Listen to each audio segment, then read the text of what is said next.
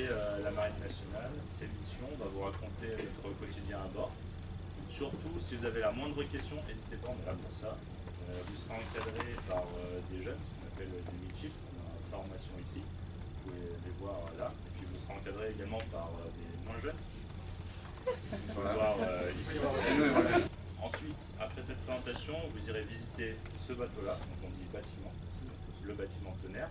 Et ensuite, vous irez visiter l'autre. Vous savez, on est passé devant un tout petit bâtiment, le Lafayette, vous irez visiter également celui-ci. Et ensuite, à la suite de ça, on revient tout le monde ici et on déjeunera à la cafétéria, comme on fait nous tous les jours. Kélia témoignère, Noah Dekia, Diendi Edmé, Kélian. À la fin de la journée, il faut peut-être vous poser cette question, est-ce que ça me plaît ou pas? Chez nous, il y a du travail, chez nous, il y a des choses super intéressantes et on ne s'ennuie pas. Chez nous, c'est l'aventure tous les jours. Tous les jours, il se passe quelque chose. Et quelque chose qu'on n'avait pas prévu, donc il faut aimer l'aventure, il faut aimer le nouveau, il faut aimer être surpris. Mon parcours, j'ai fait une classe préparatoire dans le civil. Et ensuite, j'ai intégré l'école navale suite à des concours, donc c'était après le bac, 2 ans après le bac. Et donc, je suis rentrée à l'école navale, donc qui se situe à Brest. Là, après 2 ans à l'école navale, j'ai embarqué sur la mission Jeanne d'Arc, donc c'est ce qu'on fait en ce moment. Et j'attends avec impatience la suite, et donc de rentrer dans mon métier. Un lycée général, classe préparatoire, j'ai passé le concours à l'école navale, sauf que moi je me posais pas mal de questions au lycée, j'étais pas sûr de vouloir faire militaire. Donc j'ai fait ma classe préparatoire en lycée militaire, donc à Brest, où j'avais un peu plus de temps d'adaptation pour savoir si le métier de militaire allait me plaire. Sinon après, même parcours qu'Anne Victoire, donc école navale, 2 ans, et la 3e année avec la mission Jeanne d'Arc. Et moi je me destine, donc normalement, si tout se passe bien, faire pilote de chasse à l'issue de l'école navale. Bonjour à tous, je suis ancien de vaisseau Émile Vauroy. Contrairement à mes 2 camarades, j'ai un peu moins bien travaillé à l'école. Donc ça m'intéressait pas trop d'écrire sur des feuilles et de rester assis. Du coup j'ai préféré m'engager un peu plus jeune. Je me suis engagé quand j'avais 19 ans dans la marine. Donc je me suis engagé avec l'école de Mestrance, c'est un peu l'école des sous-officiers de la marine. Et je suis tout de suite allé en sous-marin, ça m'a tout de suite plu parce qu'il y avait de l'action. Et dans la marine, c'est un milieu où on peut rapidement monter les échelons. Du coup l'année dernière j'ai passé un concours pour devenir officier et rejoindre mes petits camarades. Et du coup, aujourd'hui, peut-être un peu plus d'expérience technique et on travaille ensemble, on s'apporte chacun nos différentes expériences. 96, et donc ça date un peu, et j'ai fait un peu comme l'ancien du vaisseau Louis. Moi j'ai commencé en tant qu'officier marinier, et j'ai commencé, moi j'étais passionné par d'avions, j'ai toujours voulu travailler dans les avions, donc j'ai commencé dans l'aéronautique navale. Là, comme moi c'était à peu près la même chose, je suis rentré dans la marine parce que j'en avais marre de faire du scolaire, je voulais bouger et faire des choses. Et je suis rentré finalement sur les avions, ça bougeait pas trop. Donc j'étais un peu malheureux, donc du coup j'ai passé un concours, j'ai réussi et j'ai rejoint l'équivalent de nos 2 camarades juste en face, là, les gens brillants. Et là on a fait l'école navale, puis j'ai fait la Jeanne d'Arc, et ma première escale de ma marine, c'était en Martinique. Donc 70% de la planète est recouverte d'eau, du coup ça laisse énormément d'espace où on peut envoyer des bateaux et explorer. On a 80% du commerce mondial qui passe par des supertankers ou des grands pétroliers, du coup c'est important de les protéger et que ce soit... C'est comme sur une route, on a besoin de policiers pour assurer la circulation.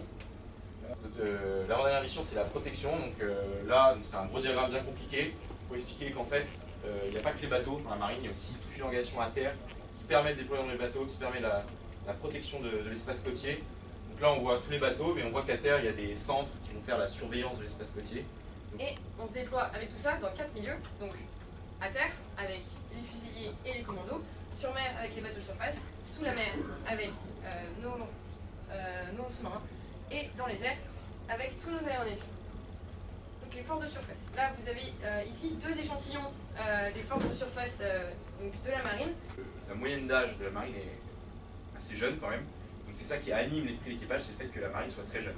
Donc là vous avez une gamme de plein de métiers que la marine, des cuisiniers, aux pompiers, à un opérateur dans un centre de contrôle, à un navigateur, ou des mécaniciens, enfin il y a vraiment plein de métiers dans la marine, on a montré plein de composants dans la marine qui cultivent donc, tous ces métiers différents. Donc on fait le choix de servir son pays, et il y a peut-être certaines choses qu'on sera obligé de faire. On appelle ça défendre les intérêts vitaux.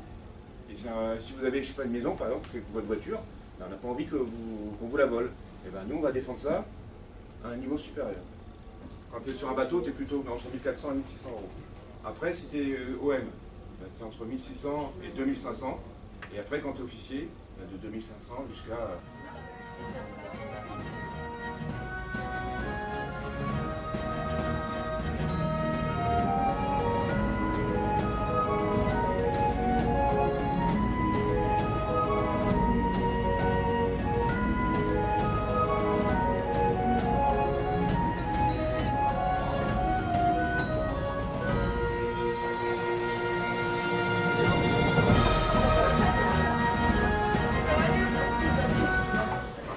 Qui dirige le bateau, donc il a son siège ici, ça il voit tout ce qui se passe.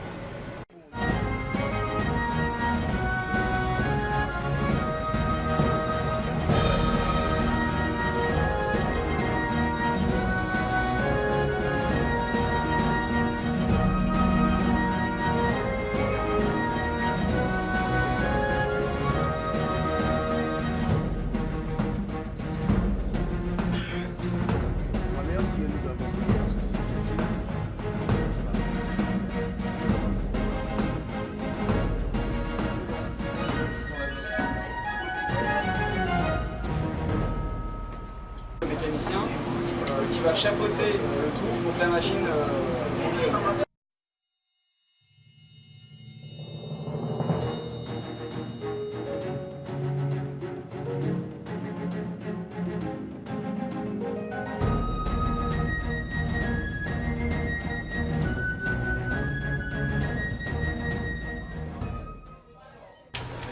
Donc on a deux zones dans le bateau comme celle-ci, donc une à l'avant, une à l'arrière, et c'est de là qu'on va attacher le bateau avec des cordes.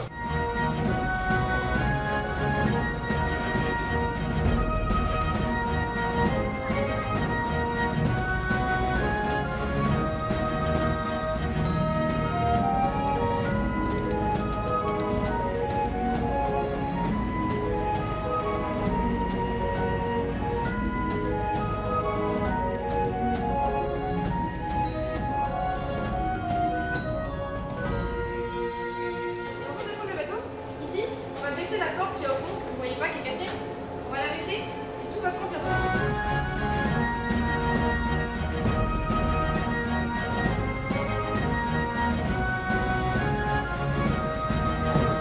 On a un scanner IRM. Deux chirurgiens à bord, Ouais. on a un dentiste.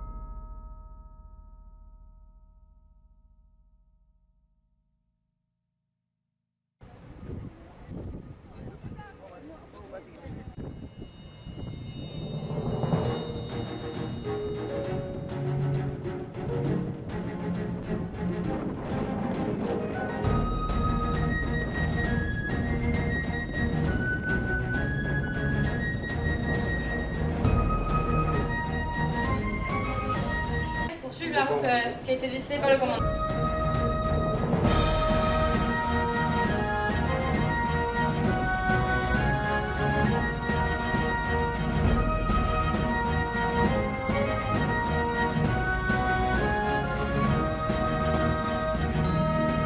Je me mets ici S'il vous plaît, écoutez, s'il vous plaît.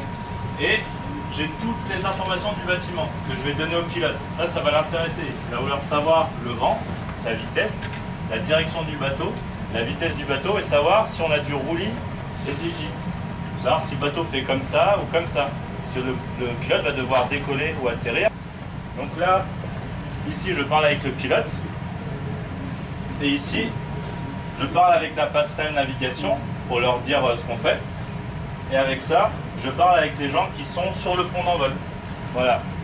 Vous voyez là, tous les paramètres là, moi je dois vérifier que le vent n'est pas trop fort, que le bateau ne bouge pas trop, pour dire au pilote, ok c'est bon, tu peux te poser.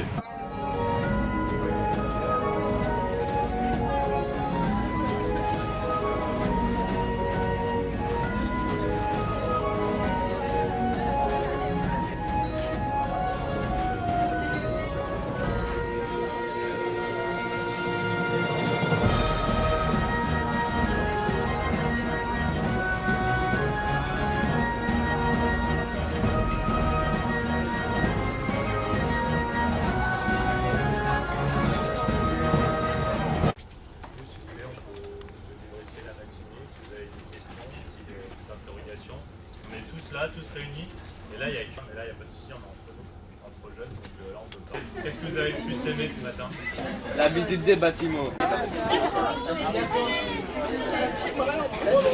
cas, on était ravis de vous accueillir à bord.